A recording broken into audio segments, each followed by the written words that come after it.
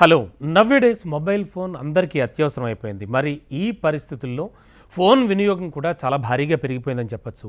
అసలు ఒక ఇంట్లో ఎంతమంది ఫ్యామిలీ మెంబర్స్ ఉంటే అన్ని ఫోన్లు ఉంటున్నాయి అంటే మాత్రం మనం ఆశ్చర్యపడక్కర్లేదు. మరి గతంలో అయితే కేవలం సిటీస్ టౌన్స్కే పరిమితమైన ఫోన్స్ వినియోగం నేడు క్రమేణా పల్లెటూర్లకు కూడా చేరుకుంది. అయితే ఈ ఫోన్ ఆధారంగా చేసే మోసాలు కూడా విపరీతంగా పెచ్చిమిరిపోయాయి ఇటీవల కాలంలో. మరి ఈ నేపథ్యంలో ఫేక్ కాల్స్ కట్టడికి గవర్నమెంట్ కీలకమైనటువంటి చర్యలు తీసుకుంది.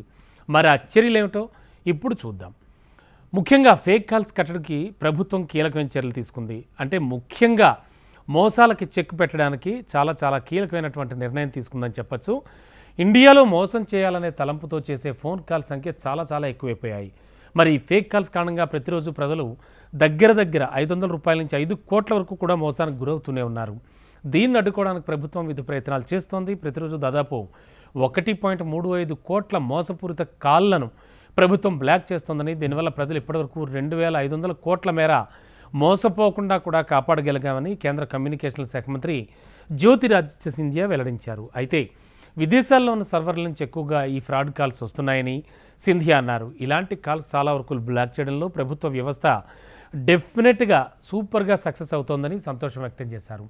సపోజ్ మీ ఫోన్కి వస్తున్న మార్కెటింగ్ మోసపూరిత కాల్లను ఆపడానికి మేము పూర్తి వ్యవస్థను సిద్ధం చేశాం అని కూడా ఆయన స్పష్టం చేశారు. అంటే ప్రభుత్వ టెలికాం శాఖ డిఓటి ఈ మోసాన్ని గుర్తించడానికి సంచార్ సతి చక్షు అనేటువంటి సర్వీసులను అభివృద్ధి చేసింది. ఈ రెండు వ్యవస్థల ద్వారా ఇప్పటివరకు 2,500 కోట్ల ప్రజల సొమ్ము మోసానికి గురికాకుండా కూడా కాపాడారట. మరి ఈ సిస్టమ్ హెల్ప్తో దాదాపు 2.9 లక్షల ఫోన్ నెంబర్లు డిస్కనెక్ట్ కూడా చేయగలిగారు. అలాగే స్పామ్ సందేశాల కోసం ఉపయోగించే 18 లక్షలకు పైగా హెడర్లను కూడా బ్లాక్ చేశారు. కొంతమంది ఇండియన్ అంటే +91 తెలుసు కదా, ఆ నెంబర్ల మాదిరిగా విదేశీ సర్వర్లను ఉపయోగించి కాల్స్ చేయడం జరుగుతోంది.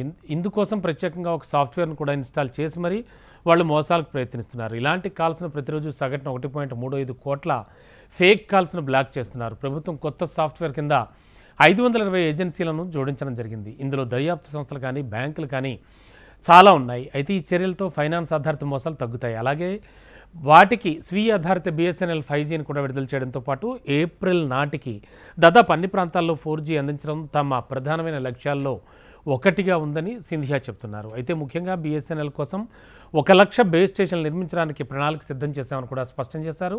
వీటిలో 50,000 టవర్లు ఇప్పటికే అమర్చామని, ఈ పథకం కింద BSNL 4G తర్వాత 5G కూడా వేగంగా మారవచ్చని కూడా చెప్తున్నారు. మొత్తానికి ఫేక్ కాల్స్ కట్టడి కోసం విపరీతంగా అంటే పెచ్చుమిరిపోతున్నటువంటి ఈ ఆర్థిక నేరాలకు సంబంధించి, అలాగే స్పామ్ కాల్స్ స్పామ్ మెసేజ్కి సంబంధించి కూడా ఒక బలమైనటువంటి వ్యవస్థను తీసుకొస్తున్నామని మాత్రం ఖచ్చితంగా తెలియజేస్తోంది కేంద్రం.